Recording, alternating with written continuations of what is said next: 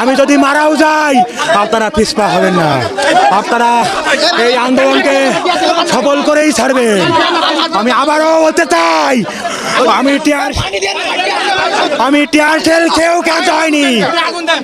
আপনারা যারা সুস্থ আছেন আপনারা পিছপা হবেন না, আপনারা এই আন্দোলনকে সফল করুন। পাশাপাশি আমি সমগ্র বাংলাদেশ সকল আপামার জনতাকে অনুরোধ করব, আপনারা এখনো যারা আপনাদের সন্তানদেরকে ঘরে আটকে রেখেছেন আপনারা দয়া করে তাদেরকে ছেড়ে দিন, এই আন্দোলনে অংশগ্রহণ করতে দিন। মনে রাখবেন, আমরা যদি এই আন্দোলনে ব্যর্থ হই আগামীর বাংলাদেশ ব্যর্থ হবে। আপনারা ভাববেন না আমরা যদি ব্যর্থ হই সবকিছু ঠিকঠাক হয়ে যাবে।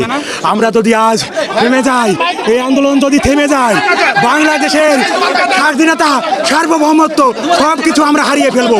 কাজেই আমাদের এখন আর কোনো দাবি নাই। আমাদের এক দফা এক দাবি নিয়ে সারা বাংলাদেশে যা হচ্ছে আমরাও তাই কর্মসূচি পালন করতেছি। এক দফা এক দাবি, প্রধানমন্ত্রীকে পদত্যাগ করা লাগবে। পদত্যাগ ছাড়া আমরা আর কোনো কিছু চাই না। কারণ আমরা সংলাপের সুযোগ দিচ্ছি অনেক আগে, 18 তারিখ থেকে শুরু করে যে পরিমাণ গণহত্যা গুম চলাইছে, এরপরে আর আমাদের কোনো রাস্তা নেই, আমাদের পিঠ দেয়ালে ঠিকে গিয়েছে। যখন আমরা সংলাপের সুযোগ দিছি তখন সাধারণ স্টুডেন্টরা ছিল, সবাই সাধারণ স্টুডেন্ট ছাড়া কেউ ছিল না। সেইখানে মাইক দেওয়া হয়েছে, গুম করা হয়েছে, তাদের বাপ মাকে তুলে নিয়ে যে হয়রানি করা হয়েছে, সব ধরনের প্রস্তুতি তারা নিয়ে করেছে। এখন আর সংলাপ কিসের ভাই? এখন আর কোনো সংলাপ নাই। আমরা একটাই দাবি, একটাই সবার এক দফা একই দাবি, আপনি পদত্যাগ করেন। কারণ শেখ হাসিনার পদত্যাগ।